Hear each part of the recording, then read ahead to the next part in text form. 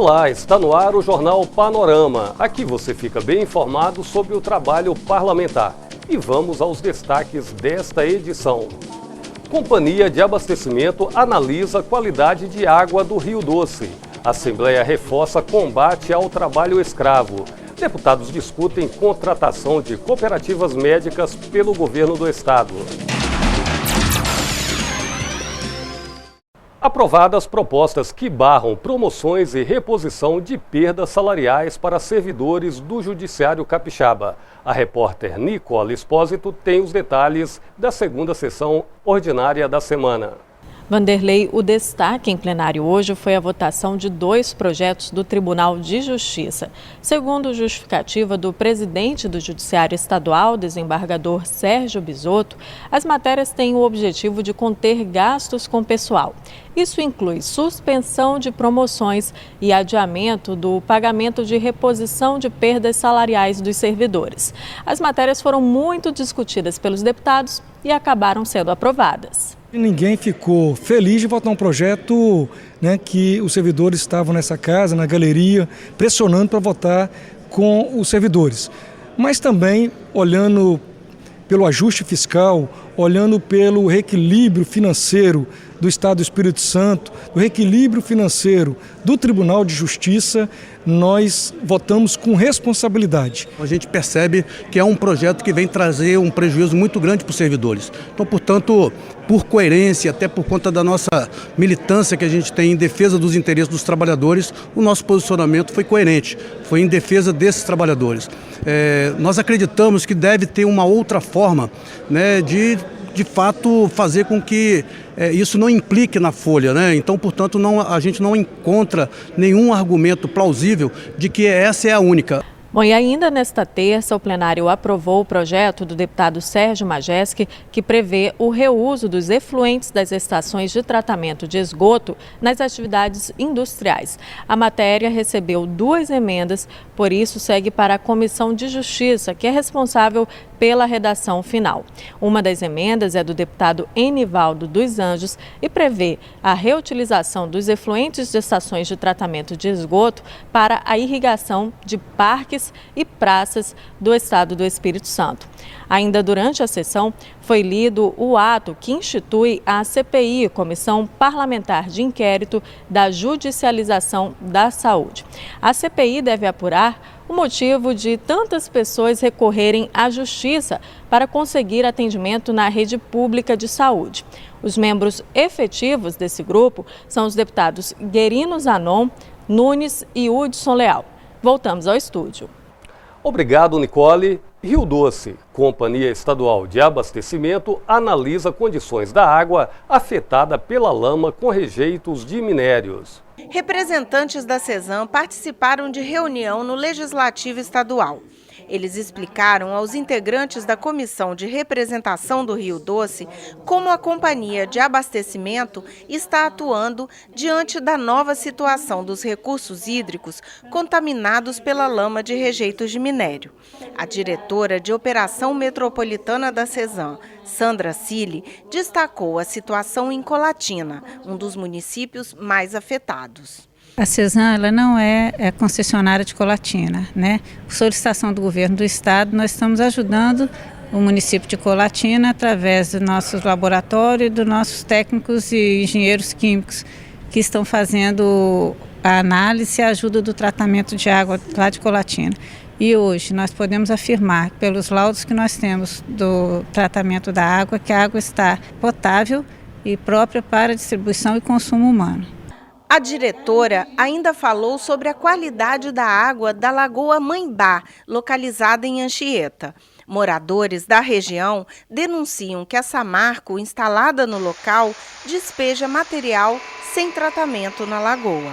A CESAM não faz mais captação na Lagoa do Maiambá desde 2004, quando foi detectado que o nível de salinidade estava superior ao que seria importante para a gente estar tratando, e como nós tínhamos outra opção de captação de água, a lagoa foi substituída pelo Rio Benevente. Nós não temos responsabilidade sobre o que é lançado na lagoa hoje ou sobre a fiscalização da lagoa, que eu entendo que seja questões de meio ambiente. Em outra agenda da Comissão Representativa da Assembleia sobre o Rio Doce, os deputados ouviram um especialista em impactos ambientais. O colegiado também definiu medidas jurídicas a serem adotadas diante dos prejuízos causados pela lama tóxica. Novas ações de trabalho da Comissão de Representação do Rio Doce foram apresentadas durante reunião na presidência da Casa.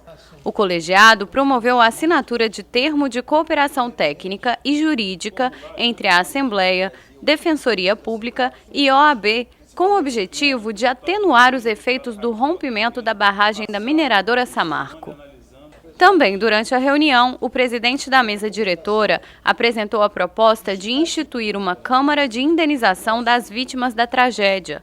A iniciativa tem caráter extrajudicial e tem como objetivo dar mais agilidade na resolução dos conflitos. São muitos aqueles que estão sofrendo, vão sofrer muito mais. Fala-se em multas, fala-se em indenização e aqueles que estão sofrendo o impacto ainda não receberam coisa alguma. A recuperação ambiental, a gente sabe que é um pouco mais demorada, mas a pessoa humana que está sofrendo, é preciso que haja rapidez. Ao fim do encontro, o grupo ouviu o especialista em impactos ambientais da Universidade de São Paulo. Álvaro de Almeida deverá auxiliar os trabalhos da comissão.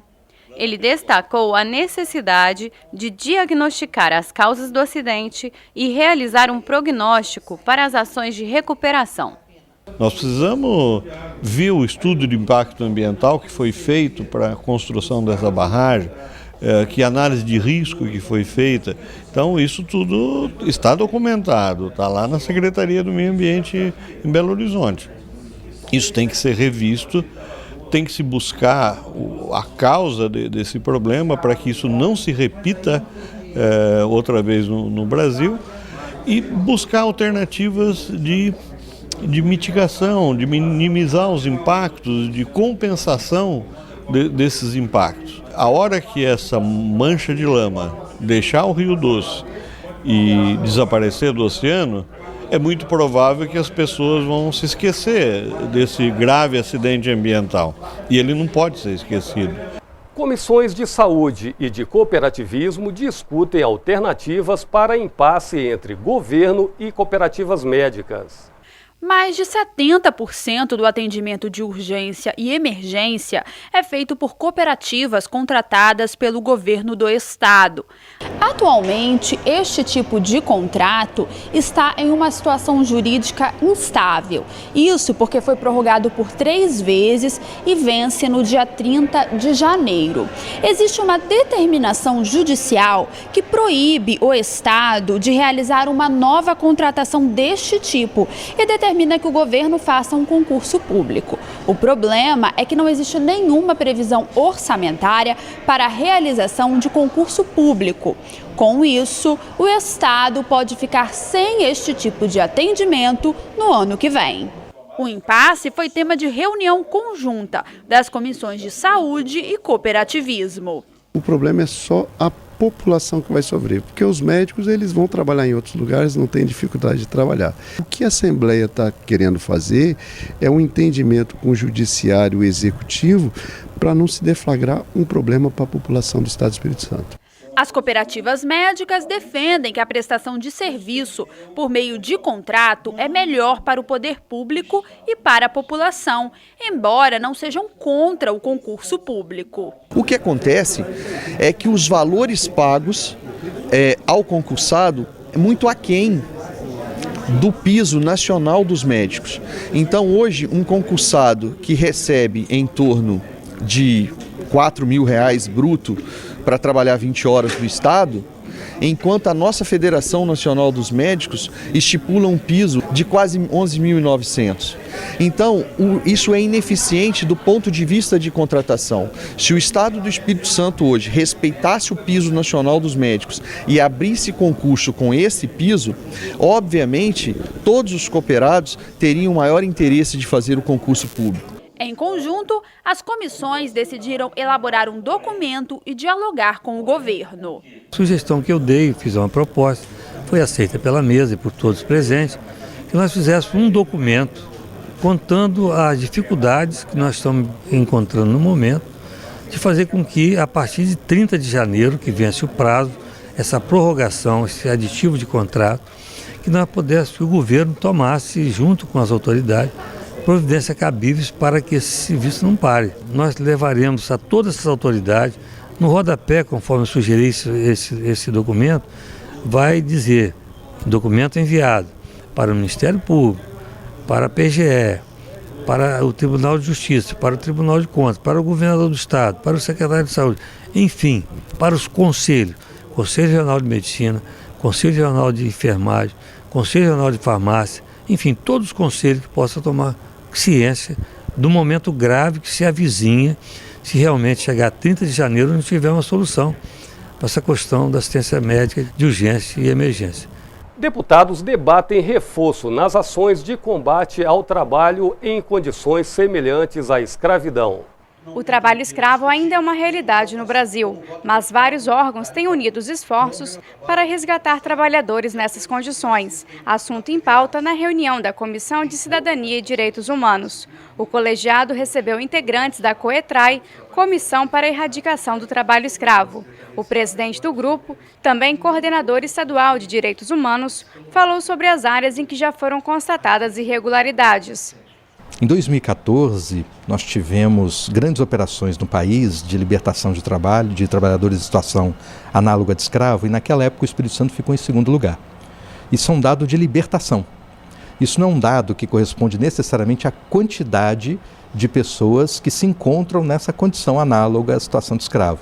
Isso mostra, por outro lado, o seguinte, é uma certa eficiência dos órgãos de repressão, em especial da Polícia Rodoviária Federal, da Polícia Federal e do Ministério Público do Trabalho. Aqui no Estado, nós temos 3 focos. Né? O primeiro deles no campo, ligado sobretudo a essa massa de trabalhadores sazonais que vêm ao Estado ou que migram dentro do Estado para atuar em lavouras na época da colheita. Um segundo foco é na construção civil.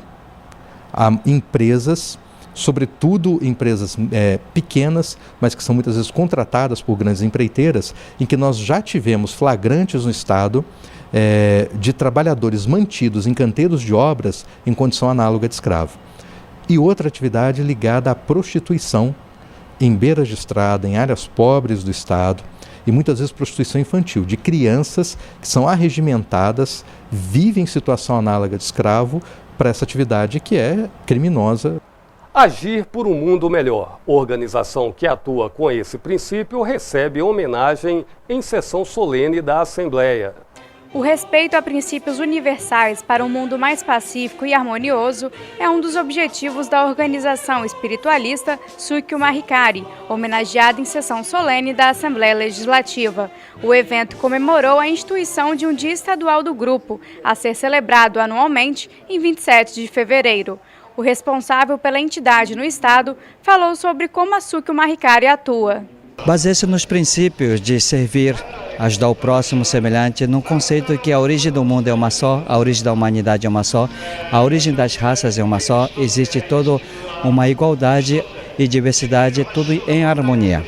O presidente da Sukyo Mahikari na América Latina, Hiroki Shimizu, foi homenageado durante a solenidade e ressaltou a importância da criação da data.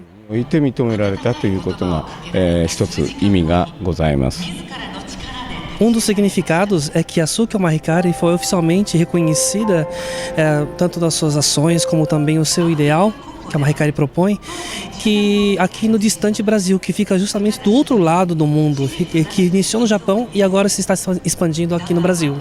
A sessão solene foi proposta pela mesa diretora e presidida pela deputada Luzia Toledo. A Sukyo Mahikari, na verdade, ela cuida quase que da nossa alma, ela cuida do lado espiritual das pessoas, dessa interação de um com os outros, da felicidade que todos os seres humanos procuram, né? Também simplicidade, que é uma coisa muito forte. Acho que a Assembleia Legislativa hoje deu um exemplo para todo o povo capixaba, criando esse dia que é o dia 27 de fevereiro, comemorar esse trabalho, a exemplo de que Vitória já comemora. Hoje a gente fica por aqui, mas amanhã tem nova edição do Jornal Panorama, com notícias do Legislativo Estadual. Obrigado pela companhia e até nosso próximo encontro.